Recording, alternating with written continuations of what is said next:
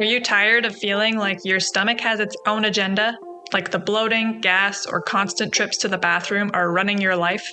Welcome to the Beyond Bloated podcast, the podcast where we tackle those frustrating gut issues head on, without strict diets or giving up your favorite foods. I'm Carly, a certified gut health coach who's been there, struggling with bloating that made me look 6 months pregnant, gut pain that kept me from enjoying meals, and fatigue so draining it felt impossible to get through the day. Now, I help women like you find freedom from those symptoms and take back control of their lives. Each week, we'll debunk gut health myths, dive into simple, actionable tips, and hear stories from women who've been exactly where you are. It's time to feel confident, energized, and bloat-free. Let's get started. Hello, everyone. Welcome back to the Beyond Bloated podcast, or welcome for the very first time.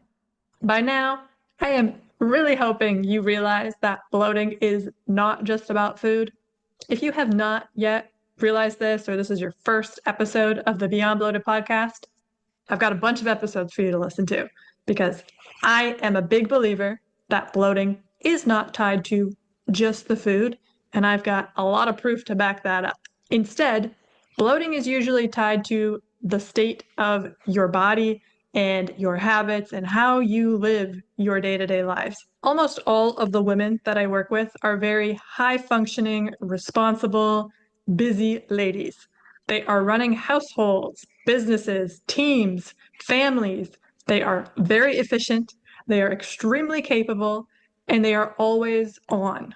By 3 or 4 p.m., their stomach starts to feel very tight, distended, or uncomfortable, even when they ate clean the whole day. Today, we are talking about why that happens and what we can do to prevent it. I am joined by Jodell Jordan and Heather Bull, both authors of Run It Like You Own It. They work with women who carry a lot of responsibility, and we are exploring how rushing, decision fatigue, emotional load, and constantly being in go mode quietly keeps your nervous system in stress mode. And as you all know, when your body does not feel safe, when you are in a chronic state of stress, fight or flight, digestion is one of the first things that gets downregulated. This conversation is not just about productivity, it is about the physiology of how digestion works and how rushing around, feeling overwhelmed, busy, and stressed is one of the reasons why your digestion cannot do its job properly. If you are done with obsessing over ingredients and wondering what food is causing your bloating today, this episode is going to offer you a completely different outlook. So without further ado, I'd love to give a big warm welcome to Jodell Jordan and Heather Bull from Run It Like You Own It. Thank you so much for joining us on the Beyond Bloated podcast today. Hi. Hi, thank you so much. We're so excited to be here. It was really great meeting you at that event a few weeks ago. So thank you for the invitation. My pleasure. We did meet at the Women's Expo. We were both vendors there and we had some downtime. So we got to chat, which I always love because it's great to meet, customers and whatnot, but it's even more great to meet other entrepreneurs and other women in business. So I'm grateful that we got to meet and that you joined me today. I'm excited. Yeah, it's been really great listening to some of your other podcasts, some of your other shows, and you're amazing, and your guests have been amazing. So good job. Oh my gosh, thank you. That's so kind. Well, I want to hear more about you two today. So up to you who wants to start off, but I would love to hear more about how you ended up writing your book.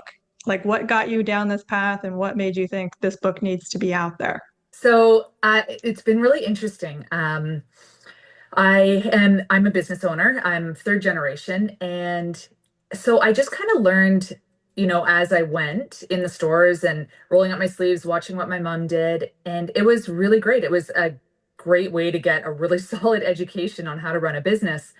And so over the years, though, I found I just knew there was more. I knew we could do this better. I knew that we could show up better for our team. And so, I went hunting down the YouTube rabbit hole of how to be a better boss and started really growing my skill set as a leader. And Heather and I get to this point, fast forward, and we I own and operate 7 franchise restaurants, and Heather's the general manager. And we have time to write a book. We have time to hang out with our kids. We have time to, make YouTube videos. And people always ask us, like, how do you have time to do all this? And we're like, oh, it's so easy. People overcomplicate business and running their businesses so much that we just thought, you know what, it's a disservice to not write this down and share, what has been the secret to our success in a book in a way that is really available for everybody. It's something that I wish I had as I was coming up in the business. And then, of course, the workbook, Work It Like You Want It, it really puts it into action and makes it like personal. It makes it so that anybody could plug and play this into their life, into their business, wherever they're at. It meets them where they're at, and it's totally customizable to the person, which is great. That is great. I love that it helps you organize your life and that you're saying you're not too busy to do XYZ. Because I get that a lot as a gut health coach. I'll work on my gut health after this event, after this thing happens, after this busy period of life settles down. But we all know that that never happens. Once one event ends, another one is planned. Once one fire is put out, three more begin. That is the reality for a lot of women, even if you're not a business owner, right? Like women in general are just busy, and it doesn't mean you don't have to make time for you. It just means you got to organize and strategize and prioritize a little better. But I do want to ask, have you always been this way? Like, were you just blessed with the organizational skills, or was it a learning curve for you to figure out how to run all the businesses, be the manager, have children, live your lives, and still have free time? I don't think it's an always thing. I think Jodell and I have worked very closely together for the last 20 years. So we're very similar in the way that we run things. I learned a lot from her. But for me personally, it took till I had my second kid to really understand that my family was more important than my job, but my job was also important, and I wanted to do well in both worlds, and I needed to find a way to let that happen. I didn't want my work life to slide because my kid was homesick, and I didn't want my kids to not have a present mom, so I needed to find a way to balance that. And that's one of the chapters in our book is if I died tomorrow, that is what it's about. It's about, like, if I can't come in because something happened, the store will still run properly. So it's a learning curve, but we're very good at organizing and getting things done. We like to have a to-do list and check them off as quick as possible, but it definitely didn't happen overnight. I would like to say too, I definitely wasn't born this way. I was the kid that, it looked like a tornado had hit my room, and I would make like a little path so you could like get from the doorway to my bed. I definitely used to call myself the hot mess express. So there is it's definitely a learned behavior that's happened over the years. And I think the real secret sauce, like how we got here, is anytime a mistake happened, instead of finding an excuse or shying away from it, we met it head on. And I would always say, what's my part in this? How did I drop the ball for this to happen? And then it made me, like, I always say to Heather, just pull on the string, right? You want to see what touch points this problem had, because it's more than just what's in front of you. It's even more than just a couple of steps beyond it. It really goes into some deep rooted things that are happening. And so by doing that over the years, I've been able to fix a lot of the broken processes that, maybe we didn't even know were broken at the time until we really peeled them apart, looked at them. But I really encourage people to just say, what's my part in this? No matter what happens, even if it doesn't feel like it's your fault, if you feel like you're the victim in something, I totally understand that. Your part in that might just be not letting go of the story behind it, or not letting go, and allowing yourself to move on. So I think that's probably the biggest question is, like, what's our part in this, and how did we get this wrong? Even if it's something store level, the manager made a mistake, we always say, okay, how did we drop the ball here? Taking ownership, regardless of if someone else was involved, and controlling what you can control is going to help de-stress, because that is a big part of what we're talking about today.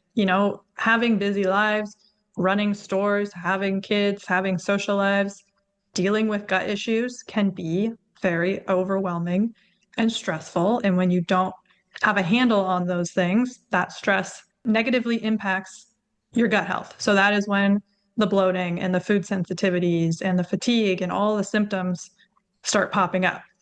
So can you guys think back to when you were like very overwhelmed, very busy, very stressed? And did you notice that stress showing up in your body and maybe noticed symptoms popping up that you don't normally deal with on like a regular day-to-day basis? I for sure did. Again, going back to what we were just talking about, I had a lot of anxiety when it came to, was the restaurant okay when I was at home? And I had to learn to give some of that power away so that I could be fully present. And it for sure affected my tummy troubles and getting real comfy with going to the washroom a lot, unfortunately, was a big part of that. And also not sleeping. You know, you're constantly thinking like, is this done? Is this done? Is this done? Did they lock up properly? That kind of stuff. It took a big toll on me. Yeah. And that's so common too. Like gut issues aren't just digestion, it impacts sleep. It of course does impact your stomach. It impacts the racing mind, the mental health, the anxiety. I have Mhm. worked with clients who their anxiety has significantly decreased or vanished from improving gut health and reducing things like stress. So I know one of the things that we talked about, Jodell, at the health show was being on time because you showed up at an ungodly hour at the health show. And I showed up about 45 minutes ahead of time, which for me, I thought was fantastic. But I know this is one of the main themes in your book and something that you talk about as being able to reduce stress to help. I know you don't focus on digestion, but I do. So digest better. Can you talk a little bit more into that? Yeah, absolutely. So the chapter that you're referring to is I'd rather be an hour early than a minute late. And all of these chapters with these titles, these are things I have said in these restaurants to my people for years and years and years. Like it is really a mantra of mine. I and Heather was also she'll it's Yes. almost a race now who gets to a manager meeting first to set up, be settled, be organized, and yeah. So that showing up early is a lot of times what I hear is that people feel like it's a waste of time because then they're just sitting there waiting around. But I find in that time, like for one, you're showing up settled, but you also have this great window of time to really focus and maybe get some work done, maybe send those emails, follow up on some emails that you might have forgotten about, check your LinkedIn messages if there's somebody there that you meant to say hi to or whatever. And so I find that it helps keep my relationships warm instead of letting them go ice cold because I'm constantly on the run or I'm constantly frantic. It's also definitely a way that combats my anxiety. So, slowly over the years, I've gotten less and less anxious. I've gotten more confident, but it was something I really struggled with for a long time. Getting there, being prepared, feeling in control helps with that anxiety piece and definitely has me settled. I used to get really, really badly bloated all the time. I remember every day around like 2, 3 o'clock, that's when it would hit. I would not go out at night because I knew that like I would have a bloated stomach, hanging out with friends and stuff. So I don't know if that was part of anxiety, or what that was, but yeah, that's definitely subsided. It probably helps that I'm also not a night owl and I like to sit at my computer and game at night. So We all need hobbies and we need fun in our lives. So I'm glad that you have that. You know, you're a hardworking business lady, mom, but you also have hobbies that you enjoy. So I love that balance. And I also love what you said about the rushing about and like how being late causes anxiety and stress. And so many women are in that mode all the time, right? Because they're trying to get a million things done at once. And I am so guilty of that. You know, I'm like, oh, I have 10 minutes. What 30 tasks can I get done in this 10-minute time window? And then I'm late. And it happens. And then I'm stressed because now I'm late. And I'm like, oh, great. It looks like I've done.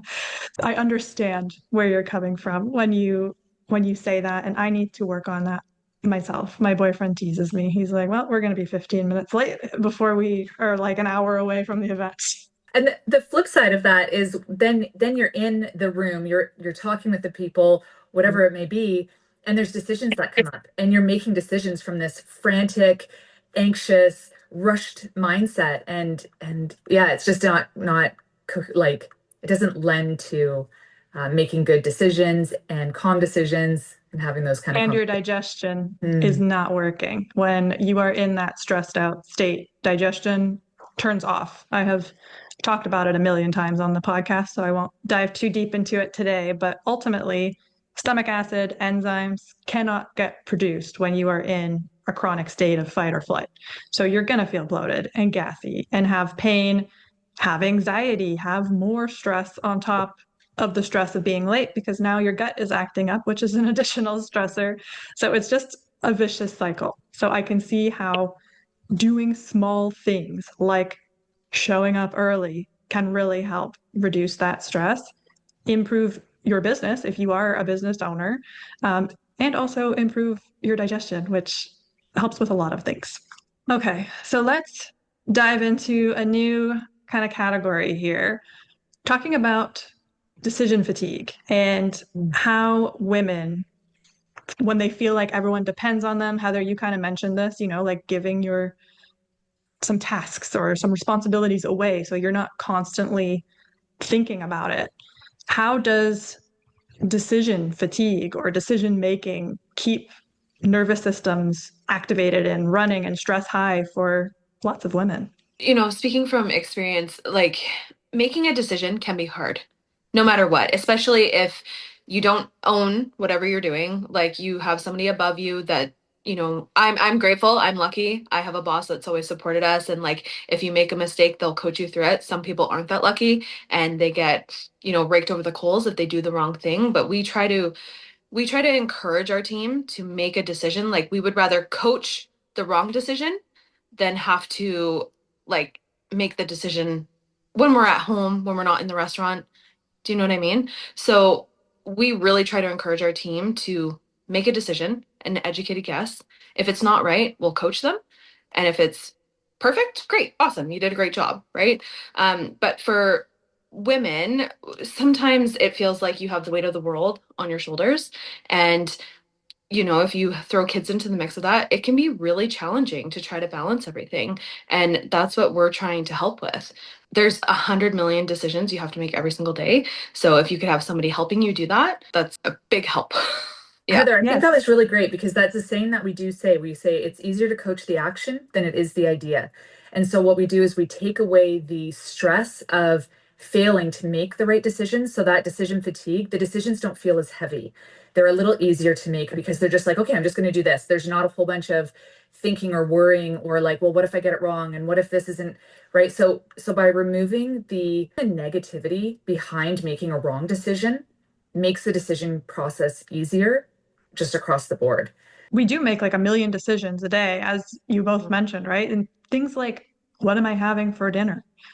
Should Yeah. I eat breakfast today? Is that going to make me bloated? Like, there's so many little tiny decisions that we have to make, and it's exhausting. And I like, Heather, how you said coach, because I myself am a coach too. And just having that additional support and guidance and someone coaching you through and walking alongside you takes so much burden off of you. Like at the end of the day, it is still your life and you are responsible for making the decision at the end of the day. But when you have someone helping you and guiding you and showing you, it's okay if this decision isn't right, that takes a lot of the stress away too, which is a big part of gut issues and just a big issue in general, right? Like, I'm sure if you are having a really overwhelming, stressful day, it's hard to show up as your best self for like your employees and things like that, right? I think there's also Okay. a piece where if you take that ownership and you don't worry about trying to find who's at fault or what excuses or anything, you leave all that behind and you just say, okay, I'm going to take ownership of this outcome. That's a lot of decisions that you don't have to make by just taking responsibility right off the hop because you're not trying to decide who needs blame. You're not trying to decide where you went wrong. Like you're starting at level 100 and making maybe one or two decisions instead of a whole bunch to try to deflect the blame. That makes sense. Okay. So then if we kind of move on from that, but it's also still connected, and we talk about when women don't speak up or ask for what they need, which is very, very common. I work with a lot of women who are self-proclaimed people pleasers. I feel like as women, we just naturally feel like we need to care for everyone else and put everyone else before us, and our needs shouldn't be met or spoken about. And there is a connection there, definitely, in those types of women and the women who are struggling with gut issues. So, in your work, what do you notice from women who aren't speaking up, asking for what they need? Like, what are the consequences of that? I think this is really great. I think this is definitely our manager meetings. I used to run them where I would just do all the talking. So I sit at the head of the table, I would do all the talking, and then I learned that perhaps there's an opportunity for the managers to do a little presentation. So fast forward, lots of growth, lots of different ideas. The managers now have an opportunity to stand in the front of the manager meeting and do a presentation. They speak in front of our group. They get to speak at the supervisor summit that we host. And so they get practice using their voice because they do know how important it is to speak up and get that practice and feel like you have something of value to say, to offer.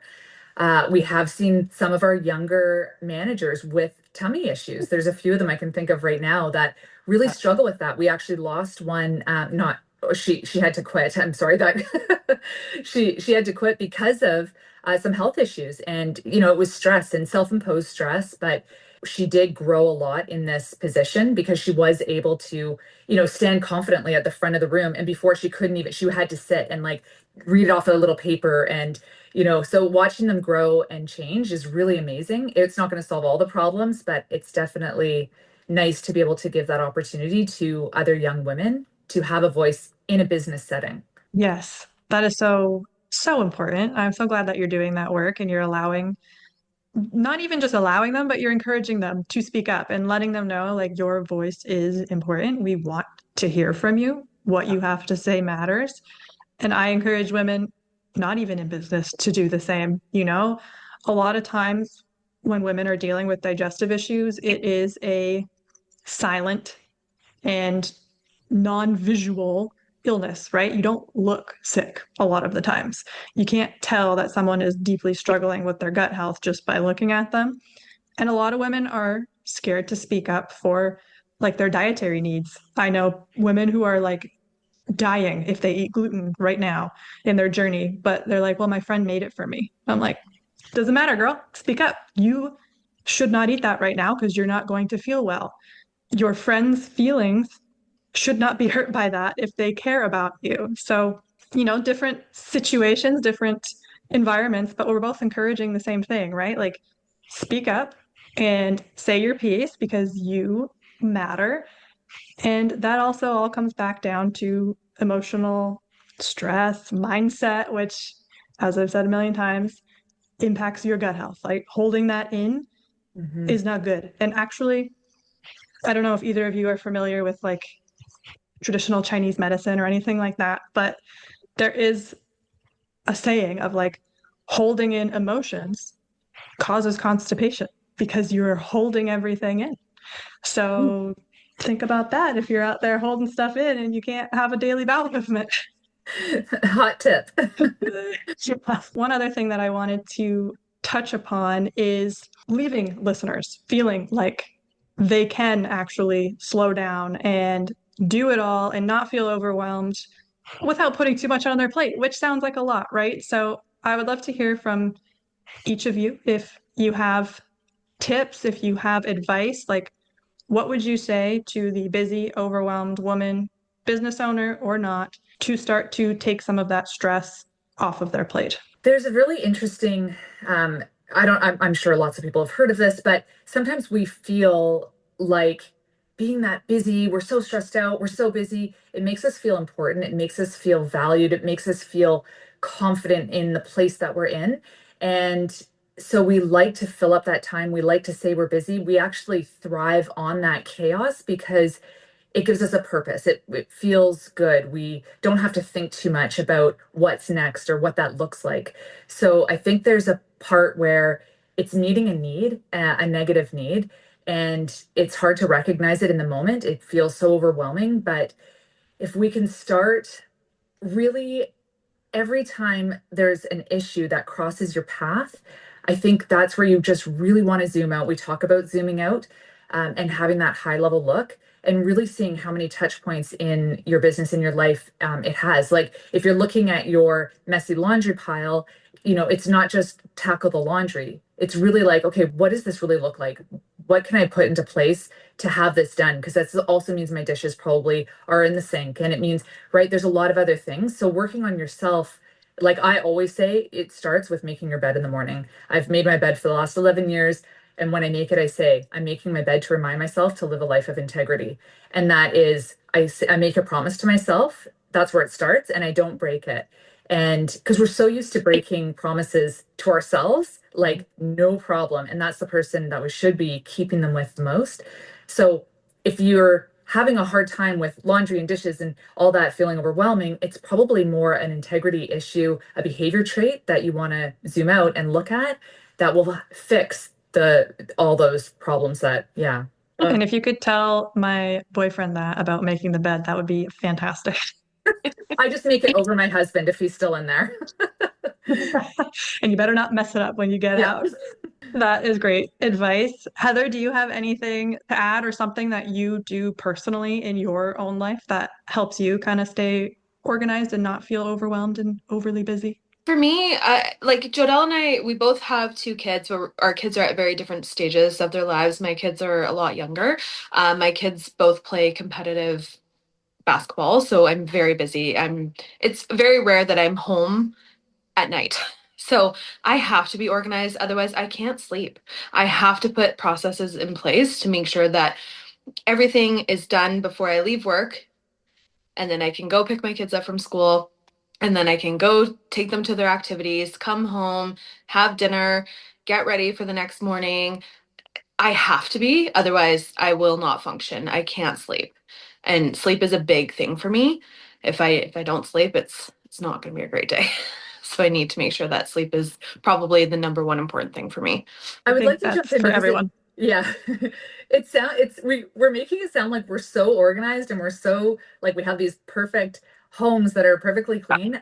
I think we really choose what's important to us. So We if do. something is important, we will get it done. Some things just have less importance. Like my car is clean, but it's not spotless. My home is clean, but it's not spotless. I don't spend hours cleaning my home. I That's just not as important to me as other things. So it's really deciding what's important to you as well and maybe adjusting some of the expectations you have of yourself. I'm really happy with my home. And if my dishes are in the sink the next morning, it's not like end of the world, but certainly not going to be like that by the end of the day. Uh, and if it is, then it's probably the weekend. But yeah, so there's no perfection here. It is really like deciding what is important. And if you decide it's important, then do it. Don't make excuses for it. And if you keep not doing it, then maybe it's just not as important as society is telling you it is. And so to let go of that stress, that anxiety of not living up to whoever's expectations and just being okay with where you're at and who you are. I'm glad you said that. In my programs, our motto is progress over perfection. We're taking one baby step at a time. We're not going from 0 to 100 real quick. And I also always say, if it is important to you, you will make it happen, right? Like people look at me and they think, oh, yeah, well, you're a gut health coach. Obviously, you do all the things. And it's like, I wasn't always a gut health coach. I used to live a horrific, disgusting lifestyle. But because of that, I felt horrible every day. So I made the choice to prioritize my health. And today, I run my own business and I have a million things on the go, as most of us do, but my health does not slip because it is important to me.